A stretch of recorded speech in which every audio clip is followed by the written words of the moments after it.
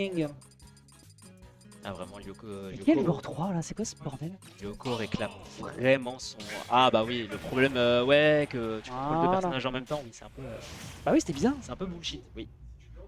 Allez, c'est parti, mesdames et messieurs. Vous aurez lutté pour l'avoir et vous l'attendiez de pied ferme. Non, c'est faux. Ce sera du Game & Watch contre du Falco et c'est du... Tout va bien. C'est de la mauvaise map. C'est la mauvaise map.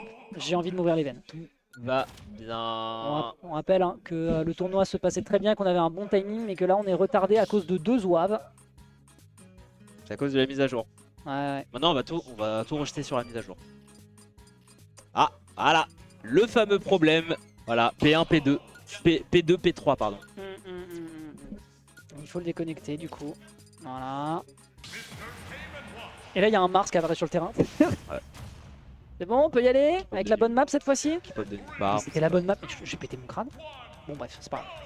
Allez, on est parti, ce sera du Small Battlefield, mesdames et messieurs. Il va falloir aller chercher ses combos du côté de Elias. Évidemment, Anos sait que c'est bien sûr l'up tilt qui va être l'ouverture la plus fréquente pour aller chercher des ouvertures. Donc c'est à Elias d'être créatif parce que le Deza et le neutral d'Anos pour se débarrasser d'un comboteur, eh bien, il est quand même plutôt fourni. Ça, c'est sûr. Après, le temps que je parle... À 95, hein. 95, hein, il peut mourir plus tôt que ça. Qu'un backer en Rising, tu vois que là vraiment, Elias, 0 to death en direct pour commencer la game 1. Seed 1 du tournoi, on rappelle. Hein. Oui, Seed 1 du tournoi, parmi les stats, c'est le meilleur Falco français, hein, d'après les stats. Ouais, après, il passe Zasio Askip, hein, qui a fait un très très bon tournoi en Espagne il n'y a pas si longtemps que ça, qui fait des beaux placements. Le pop-off était magistral. Et ça, en fait, je pense que Elias est plus discret et moins présent dans les tournois. On le connaît surtout, il est surtout très présent à l'e-spot. En tout cas sur les petits tournois à Paname. Et là, il nous fait le plaisir d'être présent à la weekly. Mais c'est vrai qu'on le voit pas aussi fréquemment que ça. Il aurait pu y avoir une grosse punition sur le backer en réaction. Mais le B qui sauve un peu les meubles. Heureusement. Combo breaker, hein, c'est ce que je disais. Hein. Excellent combo breaker, bien sûr, pour interrompre un peu les phases du Falco. Les cinématiques combo qui vont pas durer très longtemps. 90% ici pour le joueur de chez Owned, qui a toujours sa stock de confort. Par contre, ouais. Down smash, F smash. Voilà mon pote, mais t'as un backer qui arrive quoi, c'est... Elias va beaucoup trop vite. Ouais, Elias c'est trop rapide, hein. Mais bonne stratégie qui a été proposée pour l'instant du côté de Anos en matière de couverture. On avait déjà vu du côté d'Audi que le personnage a quand même des très bons potentiels pour bloquer la plupart des options défensives d'un adversaire qui veut revenir sur le stage. Contre Noko on l'avait vu tout à l'heure, mais non, là pour l'instant Elias arrive à se dépêtrer, on esquive ici le jeu de juggle en acceptant de lâcher 50%, on n'a pas le temps de lui foncer dessus, on sait qu'on était un poil trop loin. Exercice qui demeure délicat pour Elias, mais je pense qu'il peut se permettre de prendre quelques risques et d'être extrêmement agressif. L'adversaire a déjà une stock de retard. Il peut se le permettre. Et t'as dit lâcher 50%, il a lâché plus. Oui. Après ça va, c'est Game & Watch, tout va bien.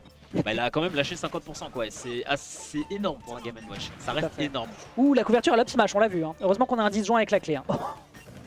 Heureusement qu'on lui a pas foncé dedans et qu'on a respecté. Backer, ça tue. Ça tue. Alors peut-être. Alors peut-être, mais il suffit juste de trouver un petit backer, un petit upper, quelque chose de genre là pour Elias. Même une phase d'edge guard avec un power adder, ça suffira pas. Celle-ci 133%. Je pense que le prochain fer, il pourrait potentiellement tuer. Peut-être à moins que ça scale. Oh, ce sera Georges. Ce sera Georges qui prendra l'ascendant sur l'adversaire. Petit jeu de juggle. On a voulu changer un peu son timing pour essayer de surprendre et chercher un shield poke avec le upper, pardon. Mais le down tilt ici, un petit fauchage. Et derrière, on chope directement en center stage avec le gros backer. On s'en a rien à foutre. À ces pourcentages-là, c'est évident que le pauvre Game & Watch sera envoyé paître à l'eau du stage. Le backer est beaucoup trop fort. C'est un gros backer. Ouais. Un gros backer ici qui est proposé. Et ça se débarrasse de la stock de Anos qui va devoir donc maintenant réfléchir soigneusement à ses counter picks. Qu'est-ce qui s'est passé? Il y a eu un bruit de choc? Je sais pas. Ça tape sur des ça contrôle Spike, ça s'énerve, qu'est-ce qui se passe-t-il? Marc, il y a eu quoi? Il y a eu quoi? Où ça? À part penser qu'on va blesser quelqu'un, je vois pas trop quelle est la stratégie. Bon bref, ne jetez pas vos manettes, vous passez forcément pour un con même si vous perdez. Et ça coûte 80 balles. Et ça coûte 80 balles. Mathéo, hein, 17 manettes. Hein. Oh non mais Mathéo là. Pas parce qu'il a. Non, parce que oui. La stat de zinzin. Après, c'est pas parce qu'il rage. Non, c'est parce que. C'est parce que Paisy. Paisy player. Voilà, c'est parce que Paisy, mais. Ah, que veux-tu que je te dise? Allez, petit. Ouais, non, tu peux pas descendre de la plateforme quand t'as un Falco qui t'arrive par le bas. Forcément, le petit va permettre de prolonger cette phase d'avantage. Mais tout de suite, on s'extrait de l'agression. On n'arrive pas à trouver de juggle. Tout de suite, l'air dodge qui est proposé de la part du joueur de la team Owned.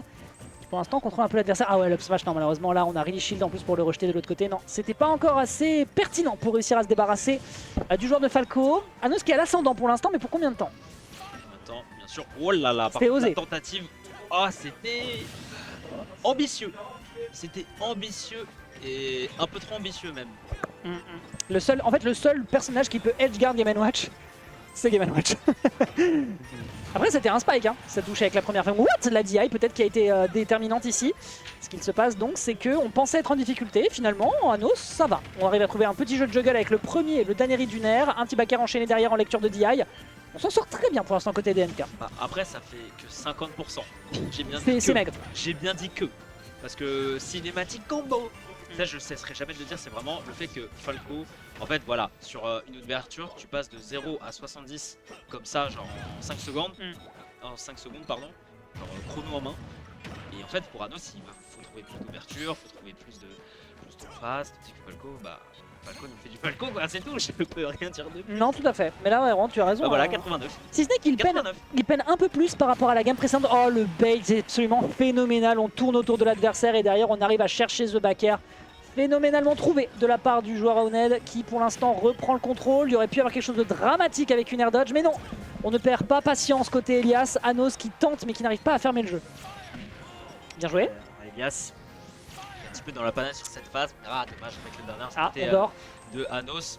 L'invincibilité qui ne va pas durer très longtemps, ce sera une dash attaque de la part du joueur DNK. Untakeable sur ce dernier et heureusement, on remet les compteurs à zéro, mais on a vu tout à l'heure, c'est un Anos qui profite pas forcément de l'avance qu'il a, quoi. Ouais, les ouvertures hein, qui ont été très violentes, tu l'as dit, côté Elias. Justement, là, il recommence 50%, 3 EPR en mettant l'adversaire en situation de juggle. Hein. C'est vous dire à quel point c'est fou. Il n'y avait pas beaucoup d'invincibilité sur ce bord de terrain. Heureusement qu'on se relève très vite. Dans air, réenchaîner avec un up tilt, ça aurait pu être la mort peut-être hein, sur une lecture de DI malheureuse qui aurait été faite du côté adverse. On n'arrive pas à trouver un grab. Il y a beaucoup de situations dans lesquelles Anos se perd un peu. Et ça se ressent tout de suite dans les pourcentages. Il lui faut une phase. Ouh là là, on l'a vu, heureusement qu'on a... Oh, le vilain! Ça, c'est un truc qu'on ne fait que en online pour faire chier son petit frère. Hein. Ah ouais. Je rappelle que j'ai tué Chirix comme ça au gosse. Hein. Allez, backer, beaucoup de backer. Ah, il a raison. Space. Bah oui, il a raison. Il a raison. Oh, bien vu, le Rabacar absolument phénoménal. Ok, on papote, mais le temps qu'on discute. Il y a une première phase qui est prise du côté d'Elias alors qu'Anos avait un peu le contrôle. Il y a un bucket, hein, mais malheureusement, un bucket avec des lasers, ça fera pas grand chose. À moins qu'on le fasse vraiment très off stage. Pour l'instant, c'est bien joué derrière et l'atterrissage, je dirais qu'il se fait punir avec le up smash. Le up smash, d'ailleurs, qui me semble, si c'est la même chose qu'avec Fox, ça te baisse un peu ta hitbox, enfin ta hurtbox. Ce qui fait que derrière, tu trouves le coup au bon timing et que tu trouves la qualification pour le winner side. Bien joué! Bien joué. Ce sera un 2-0 côté Elias qui, pour l'instant, défend son poste de premier du seeding du tournoi. Il avance. Bah, Elias